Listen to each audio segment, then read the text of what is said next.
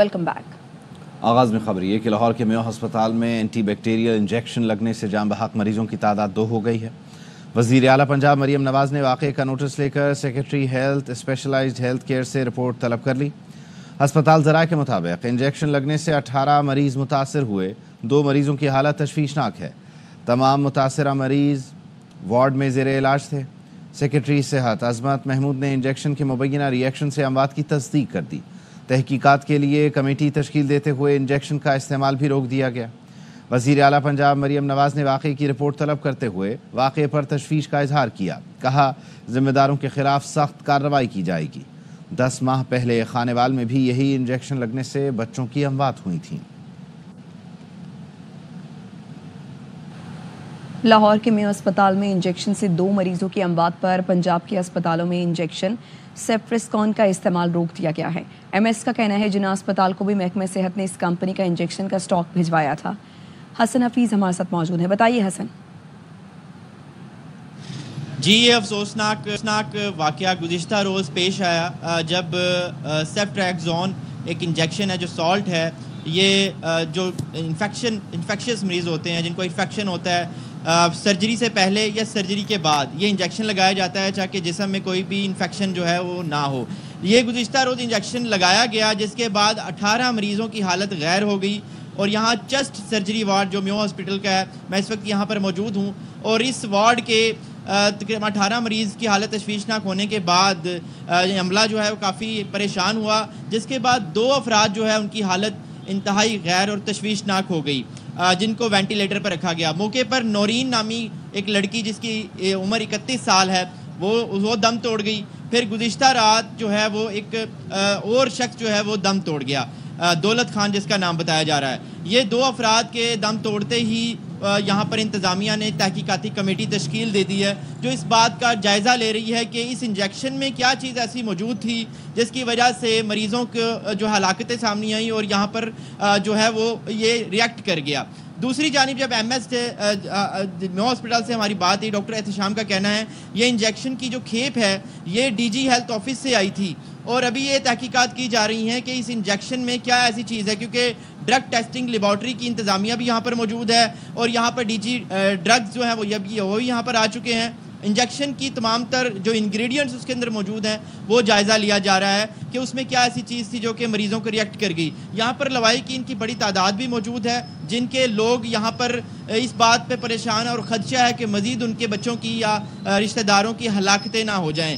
افسوسناک واقعہ ہے میو ہسپتال کا، جس کے بعد تمام سرکاری ہسپتالوں میں نیوٹرا فارما جو ہے یہ ایک کمپنی ہے جو یہ انجیکشن بناتی تھی، اور اس انجیکشن جو ہے وہ اس کی تمام تر استعمال کو روک دیا گیا ہے۔ جناح اسپتال اس انجیکشن کے ریئیکشن سے بچ گیا ہے کیونکہ وہاں پر بھی یہی انجیکشن کی اسی کمپنی کی کھیپ موجود تھی، لیکن کیونکہ وہ دوسری کمپنی کا سیفٹریکزون انجیکشن استعمال کر رہے تھے، آج انہوں نے یہ انجیکشن دوبارہ شروع کرنا تھا جس کو پہلے ہی روک دیا گیا ہے۔ البتہ ابھی تحقیقات کی جا رہی ہیں کہ کیا ایسا واقعہ ہے، ابھی تحقیقات کی جا رہی ہیں۔ بہت شکریہ حسن، آپ اپڈیٹ کر رہے تھے۔ سندھ ہائی کورٹ کے جسٹس آغا فیصل نے بطور ریفری جج نیب ریفرنسز سے متعلق ہائی کورٹ کے دائرہ اختیار پر فیصلہ سنا دیا۔ جسٹس آغا نے رائے دی کہ ریگولر بینچ نیب سے متعلق معاملات کی سماعت کر سکتا ہے۔ نیب ملزمان کی درخواستیں چیف جسٹس کو ارسال کی جائیں تاکہ نیا بینچ تشکیل دیں۔ 26ویں ترمیم کے بعد آئینی بینچ کا دائرہ کار بنیادی حقوق سے متعلق خصوصی حیثیت رکھتا ہے۔ صدر آصف علی زرداری آج پارلیمنٹ کے مشترکہ اجلاس سے خطاب کریں گے۔ صدر کے خطاب سے نئے پارلیمانی سال کا آغاز ہوگا۔ آصف زرداری 8ویں بار خطاب کرنے والے پہلے صدر ہوں گے۔ ذرائع کا کہنا ہے صدر مملکت اپنے خطاب میں حکومتی پالیسیوں اور مستقبل کے منصوبوں کا جائزہ پیش کریں گے۔ خطاب میں خارجہ امور، سیاست، ملکی معیشت، عوامی فلاح کے مختلف پہلو اور عوامی فلاح و بہبود سے متعلق بعض تجاویز بھی شامل ہوں گی۔ صدر کے خطاب میں عوامی فلاح، پارلیمنٹ میں قانون سازی کی بہتری کے لیے تجاویز شامل ہیں۔ صدر کے خطاب پر پارلیمنٹ کے دونوں ایوانوں میں بحث ہوگی۔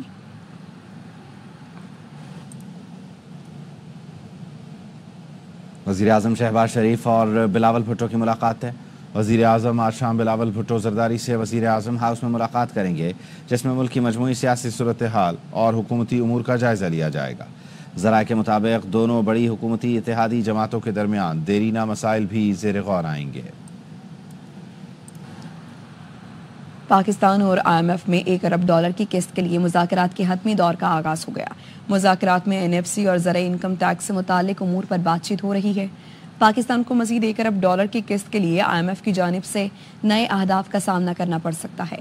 ذرائع کے مطابق IMF کو بریفنگ میں بتایا گیا زرعی انکم ٹیکس کی مد میں 300 ارب روپے جمع ہونے کی گنجائش ہے۔ آج کے مذاکرات میں سرکولر ڈیٹ مینجمنٹ پلان پر بھی خصوصی سیشن ہوگا۔ پاکستان اور IMF کے درمیان مذاکرات 14 مارچ تک جاری رہیں گے۔ اس دوران موسمیاتی نقصانات سے بچاؤ کے لیے کاربن ٹیکس لگانے پر بات چیت ہوگی۔ پیٹرول اور ڈیزل پر چلنے والی ٹرانسپورٹ پر بھی کاربن ٹیکس لگانے پر بات ہو سکتی ہے۔ کوئلے پر چلنے والے بجلی گھروں اور بوائلرز پر کاربن لیوی بھی زیر غور آ سکتی ہے۔ گردشی قرضے کی ادائیگی کے لیے بجلی پر 2.8 روپے فی یونٹ سرچارج لگانے کی تجویز ہے۔ مذاکرات میں نیو الیکٹرک وہیکل پالیسی میں ٹیکسوں کے حوالے سے بات چیت ہوگی۔ الیکٹریکل وہیکل کے لیے ٹیرف اور رعایتوں سے متعلق امور پر بات چیت ہوگی۔ IMF کے ساتھ نجکاری کے شارٹ ٹرم پلان پر تبادلہ خیال ہوگا۔ PIA سمیت اداروں کی نجکاری کا بھی جائزہ لیا جائے گا۔ اسٹیٹ بینک کی مانیٹری کمیٹی آج نئی مانیٹری پالیسی کا اعلان کرے گی۔ معاش کے ماہرین شرح سود میں 50 سے 100 بیسس پوائنٹس کی کمی کی توقع کر رہے ہیں۔ پاکستان میں موجودہ شرح سود 12% ہے۔ اسٹیٹ بینک گزشتہ 8 ماہ میں پالیسی ریٹ میں 10% تک کمی کر چکا ہے۔ فروری میں مہنگائی کی شرح 28% سے کم ہو کر 1.52% پر آ چکی ہے۔ ملک میں تجارتی ایسوسی ایشن FPCCI اور KCCI ممبر شرح سود میں 4 سے 5% کمی کا مطالبہ کر رہے ہیں۔ سپریم کورٹ میں 9 مئی ملزمان کی ضمانت منسوخی کی اپیلوں پر سماعت۔ رواں اور آئندہ ہفتے مقرر تمام مقدمات ڈی لسٹ کر دیے گئے۔ پنجاب حکومت کی مہلت کی استدعا منظور کرتے ہوئے تمام مقدمات کی سماعت عید کے بعد تک ملتوی کر دی گئی۔ پنجاب حکومت نے سینئر وکیل ذوالفقار نقوی کی خدمات حاصل کر لی۔ ایڈوکیٹ ذوالفقار نقوی نے عدالت سے استدعا کی کہ تیاری کے لیے وقت دیا جائے۔ چیف جسٹس یاحییٰ آفریدی نے کہا 9 مئی کے مقدمات تو کل اور پرسوں بھی مقرر ہیں۔ گزشتہ سماعتوں پر ایڈیشنل پروسیکیوٹر پیش ہو کر وقت مانگتے رہے۔ آج آپ وقت مانگ رہے ہیں، ایسے نہیں چلے گا۔ یہ کوئی ایک کیس نہیں، 50 کے قریب اپیلیں ہیں۔ ایڈوکیٹ ذوالفقار نقوی نے کہا رواں ہفتے کے مقدمات ملتوی کر دیں، آئندہ ہفتے والوں کی تیاری کر کے آؤں گا۔ چیف جسٹس یاحییٰ آفریدی نے ریمارکس دیے کہ کچھ اپیلیں کیس منتقلی سے متعلق بھی ہیں۔ کیس منتقلی کا معاملہ ختم ہو چکا ہے، اس پر حکومت سے ہدایات لے لی۔ ایڈوکیٹ ذوالفقار نقوی نے بتایا کہ جج کا تبادلہ ہو چکا ہے، جرمانے اور کچھ آبزرویشنز کی حد تک اپیل کی پیروی کریں گے۔ بشرا بی بی کی 31 مقدمات میں عبوری ضمانتوں میں 8 اپریل تک توسیع کر دی گئی۔ انسداد دہشت گردی کے جج امجد علی شاہ کے رخصت پر ہونے کے باعث سماعت نہ ہو سکی۔ بشرا بی بی کے خلاف 26 نومبر احتجاج کے اٹک، چکوال، حسن ابدال میں مقدمات درج ہیں۔ پشاور ہائی کورٹ نے PTI رہنما فیصل جاوید کا نام پاسپورٹ کنٹرول لسٹ سے نکالنے کی درخواست پر سماعت 17 مارچ تک ملتوی کر دی۔ درخواست گزار کے وکیل نے کہا درخواست گزار عمرے کے لیے جانا چاہتے ہیں، آج ان کی فلائٹ ہے۔ FIRs کی بنیاد پر کسی کو باہر جانے سے نہیں روکا جا سکتا۔ ڈپٹی اٹارنی جنرل نے کہا 2 مہینے پہلے تفصیلات دیں کہ یہ ان کیسز میں پیش نہیں ہوئے۔ فیصل جاوید نے کہا مجھے اس عدالت نے حفاظتی ضمانت دی ہے، جو مقدمات تھے ان میں بری ہو چکا ہے۔ عدالت نے کہا حکومت سے ریکارڈ منگوا لیتے ہیں، آپ کے خلاف کیسز تھے تو آپ کو پہلے آنا چاہیے تھا۔ FIA کے نمائندے نے کہا PNILFI اور APCL پاسپورٹ اینڈ امیگریشن دیکھتی ہے، ECL کا کابینہ ڈویژن دیکھتی ہے۔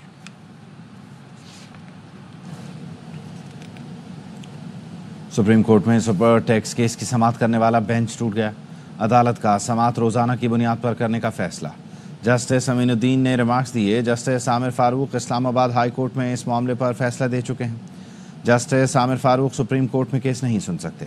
عدالت نے کمپنی کے وکلاء کی سماعت عید الفطر کے بعد کرنے کی استدعا مسترد کر دی۔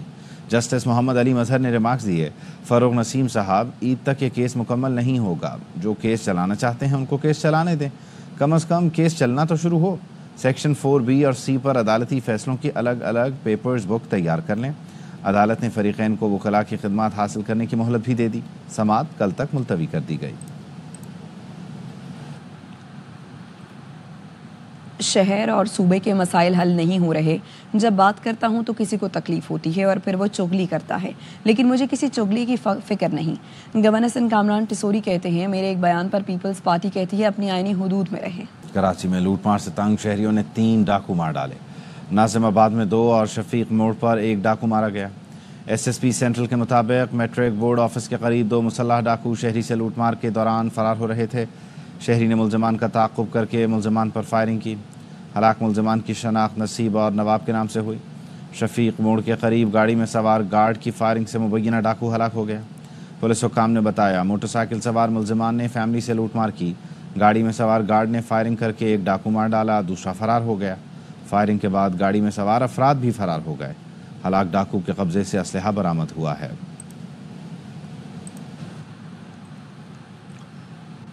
मुस्तफ़ा आमिर कत्ल केस, मुलजिम अरमगान और दीगर के खिलाफ पब्लिक प्रोसिक्यूशन ने पुलिस के लिए गाइडलाइंस जारी कर दी। गाइडलाइन में कहा गया है कि मुलजिम अरमगान से मिलने वाली अशिया बगैर किसी ताख़ीर फॉरेंसिक के लिए भेजी जाएं।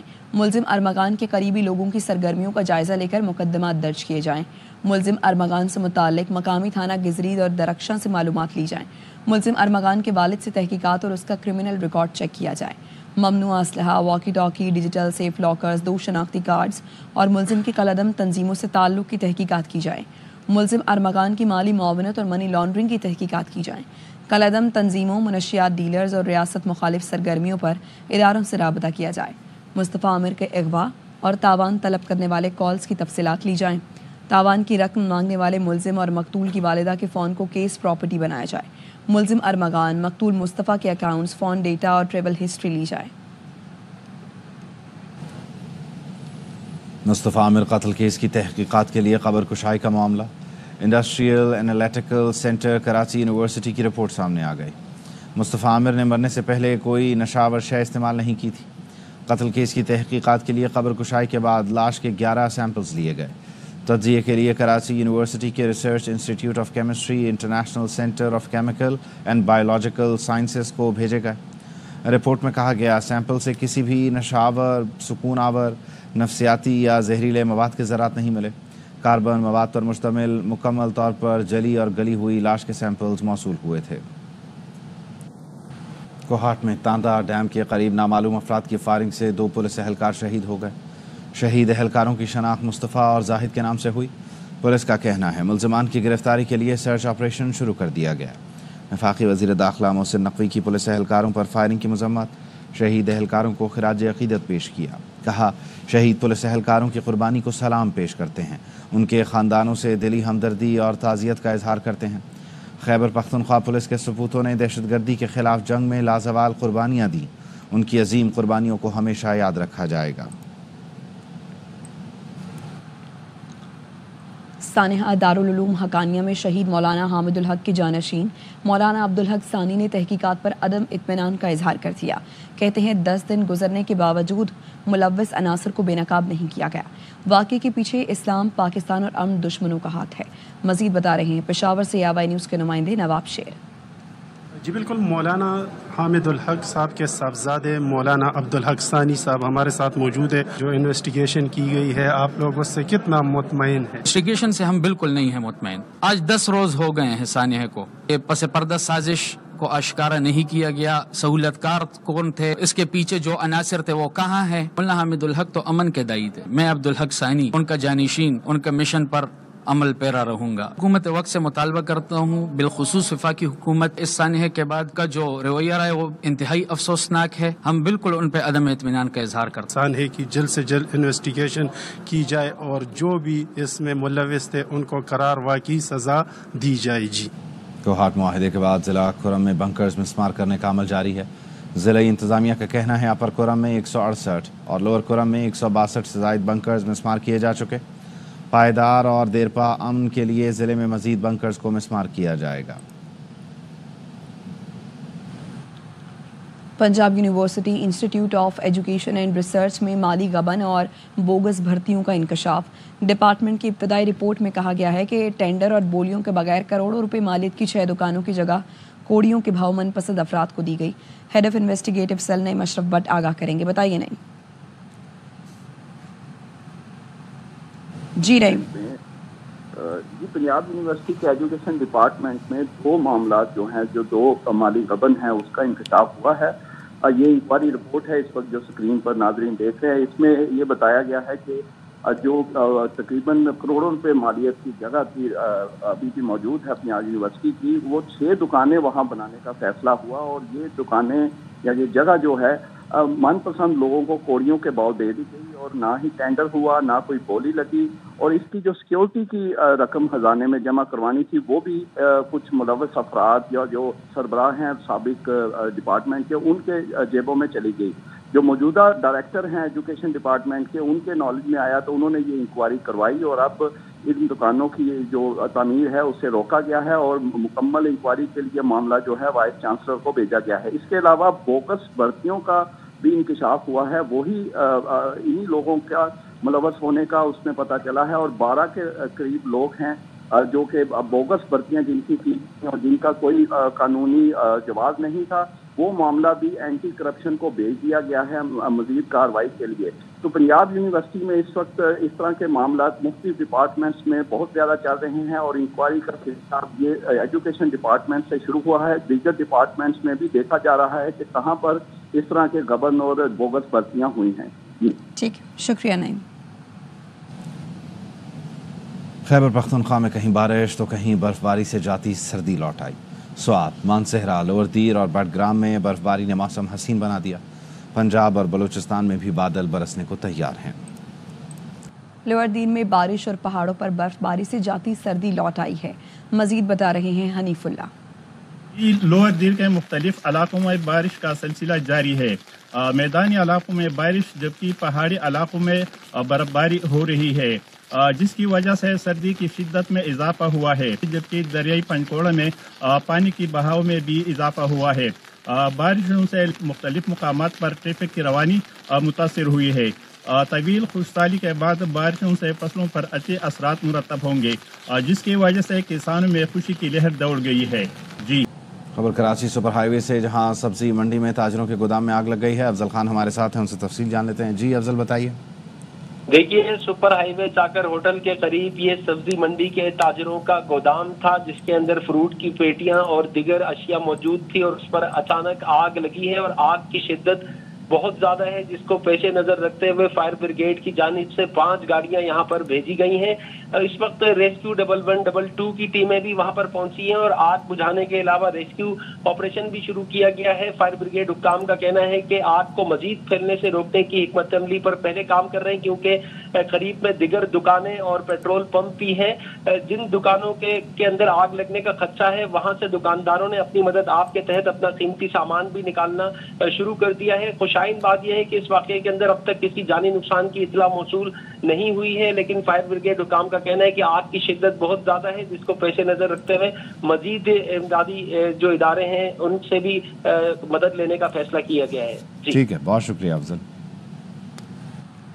بھارتی ٹیم چیمپئنز کی چیمپئن بن گئے، ریکارڈ تیسری مرتبہ چیمپئنز ٹرافی جیت لی۔ دبئی میں کھیلے گئے فائنل میں نیوزی لینڈ کو 4 وکٹوں سے شکست دی۔ بھارت نے 252 رنز کا ہدف 1 اوور پہلے حاصل کیا۔ کپتان روہت شرما 76 رنز بنا کر پلیئر آف دی میچ رہے۔ چیمپئنز ٹرافی کا میزبان ہی اختتامی تقریب سے غائب۔ پاکستان کا کوئی آفیشل تقریب میں پوڈیم پر دکھائی نہیں دیا۔ ذرائع کا کہنا ہے پی سی بی کے chief operating officer Sameer Ahmed stadium میں موجود تھے، مگر آئی سی سی نے انہیں اسٹیج پر مدعو نہیں کیا۔ آئی سی سی چیئرمین جے شاہ، بی سی سی آئی صدر راجر بینی، بی سی سی آئی سیکرٹری دیواجیت سکیا اور نیوزی لینڈ کے راجر ٹوز اسٹیج پر موجود تھے۔